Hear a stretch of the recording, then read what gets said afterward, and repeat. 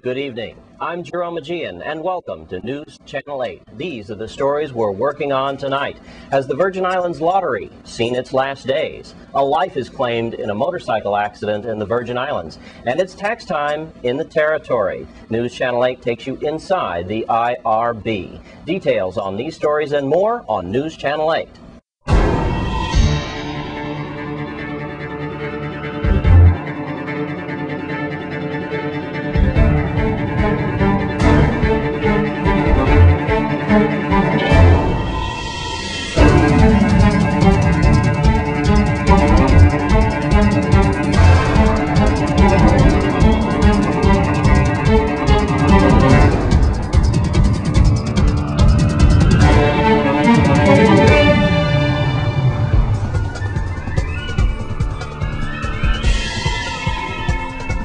In our top story tonight, it is a welcome back after a long Easter vacation, and most businesses were open except for the Virgin Islands Lottery. News Channel 8's Wes Small has this exclusive story as to why.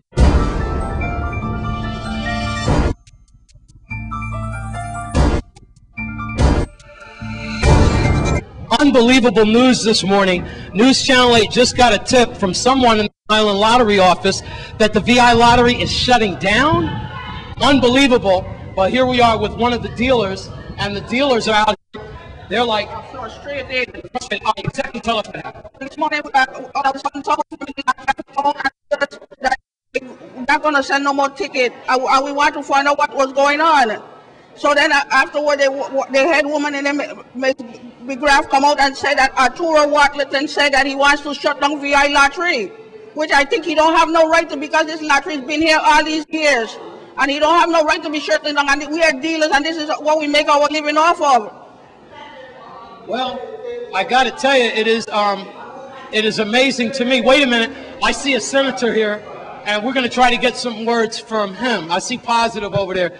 Give me a second. Well, Wes, this all really happened by coincidence. I was just happened to be in Sunny Hills taking care of some personal business, and I was approached by some of the dealers here as I backed the corner and saw the group outside, and they were making comments like, oh, they're closing on the VI Lottery, and they mentioned Arturo Watleton one is closed, and I didn't really understand what was happening, because I know that he's not over the VI Lottery. As a matter of fact, he has some kind of relationship with Southern Gaming. After going inside and trying a little further, the employees are somewhat in I guess uneasy, and I think this is all tied to the very recent hearing that we had relative to the video to Virgin Island Lottery and VLTs, the operation of VLTs. And I think it is tied to the fact that it was disclosed on the record that the VLTs owe some $22 million to the Virgin Islands Lottery, in other words, to the Virgin Islands government. I don't believe that that was information that the executive branch wanted to become public. And if it appears now that there's a movement to remove Ms. Shomo because of that information, which she told the truth, which some of us had a heads up on it anyway, and we were just checking to see if it was. Shomo, Senator, is the director of the VI Lottery? Yes, and it appears that there's some movement to remove Ms. from the position because of information disclosed at a Senate hearing. I'll say this very clear and very publicly. Governor, the business of moving people out of positions for being honest when they are in front of the Virgin Islands legislature does not send a good message about you or your administration. If the work is being done and information is being gathered which proves where the Virgin Islands government is owed, those individuals should be rewarded, not punished.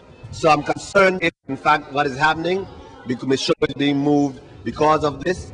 As you know, we as Virgin Islands government who are to pay the retirees, to pay some well-needed, take care of the needs around here, why would we let this money out the bag? So I'm going to look a little further. But yes, the VI Lottery is closed today. The doors are closed. There seems to be some shuffling around happening on it, and in particular, the removing of the Shomo. And no entity that wants to operate in these Virgin Islands should feel that they have the power audience to run our government through corrupted officials. Well, if we wrap this up, sweetheart, I can only say that I'll go back to the office and make some calls. I called the VI Lottery office, and they switched me to nothing.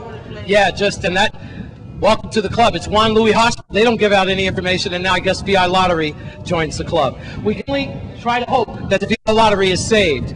For now, in front of VI Lottery in Sunny Isle, and we are in the dark, just like a lot of people this morning. The dealers themselves don't know head nor tail what this is going on because nobody comes out and say nothing. All right. At Lottery, I'm Wes Small for News Channel 8. And now Wes Small brings you the crime blotter report in the Virgin Islands. Wes. Thanks a lot, Jerome. A lot has taken place over the Easter weekend. Let's get right to the crime blotter police report. Sad news to report on the Melvin Evans Highway as a female driver was traveling west, and she was attempting to make a right turn into Estate 2 Williams. That's when a Honda motorcycle driven by 20 years old Shamarly Springer of Wim collided into her vehicle. Witnesses say that the motorcycle was traveling at a high rate of speed. Meanwhile, 20-year-old Shamarly Springer was pronounced dead at the scene, and the Virgin Islands loses another young motorcyclist on the road. Let's go to Estate Humbug, where a grenade was found on Saturday afternoon. The bomb unit was dispatched to the scene at around 1:30. Hazardous duty robot removed the grenade from the scene, and it was found to be unarmed. And they used metal detectors in that area in Estate Humbug, and thankfully they didn't find any more devices. Now, this reporter remembers other military objects being found in the ground, and I believe it was in Estate Humbug some years ago. Could this very well be some of the looted material from the armory during Hugo? Who knows? And why are we finding these things in Estate Humbug? Well, that's something that we can certainly look into. 4 minors were involved in an altercation here last night around 12:05 midnight. Here's what happened. In the vicinity of Strawberry, one of the youngsters apparently took the car keys from his parents. They went on a joyride, and unfortunately, they overturned in the Strawberry area. Apparently, some kids tried to fled through the bushes, and some of them were injured, transported to Juan Louis Hospital, and at least one youngster was taken to the Youth Rehabilitation Center. So far, details are sketchy, but that's what we know about that incident. And then lastly, we have a female employee that was working on April 8th on Wednesday at around 6:15 behind the counter. She was wearing a gold chain, and unfortunately, some female robbers, yes, females are getting into the act now. They came in and they beat up the lady behind the counter and stole her gold chain. Now, police are looking for these women. If you know anything about these suspects who left on foot, you should call 712-6077. 712-6037, or you could always call Crime Stoppers at 1-800-222-TIPS. Crime Stoppers is 1-800-8477. So that's a wrap up on your crime report. It's not all of the police blotter, but it is a big slice of it. I'm Wes Small for News Channel 8.